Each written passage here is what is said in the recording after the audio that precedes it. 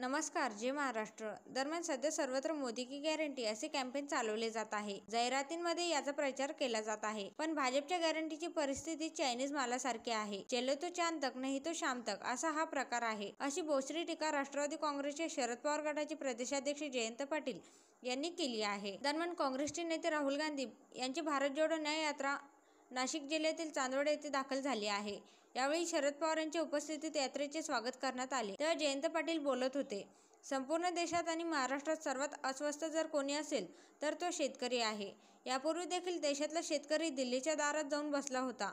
त्यावेळी 700 पेक्षा जास्त शेतकरी मृत्युमुखी पडले, पण दिल्लीचं सरकार हललं नाही. आता पुन्हा एकदा आमचा शेतकरी बांधव शेतमालाला आधारभूत किंमत मिळावी म्हणून लढतो आहे. इतर कसली नको, पण आधारभूत किंमत मिळण्याची गॅरंटी आम्हाला द्या, असे आवाहन जयंत पाटलांनी शेतकऱ्यांच्या वतीने सरकारला केले आहे. कांद्याचे भाव पडले आहेत. निर्यात बंदी उठवण्याची दानत या सरकारची नाही. केळी, संत्री बांगलादेशमध्ये निर्यात करता येत नाही. द्राक्षाची काही अवस्था नाही. सोयाबीनचे दर पडले आहेत. सत्तेवर येण्याआधी जे कापसाला 10,000 रुपये मागत होते, सोयाबीनला 6,000 रुपये मागत होते, ती लोक आता काहीच बोलायला तयार नाहीत.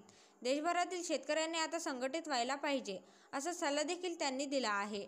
दरम्यान काँग्रेसचे नेते राहुल गांधी ज्यांनी भारतभर पदयात्रा काढली, आता न्याययात्रेच्या माध्यमातून ते लोकांशी संवाद साधत आहेत. मात्र टीव्हीवर, मोबाईलवर ते कुठेच दिसणार नाही, कारण तुमच्यापर्यंत काय पोहोचवायचं याचा निकाल झालेला आहे. जे सोयीचे आहे तेच तुमच्या डोळ्यांना दिसतं, त्यामुळे सत्तेपुढे येतच नाही.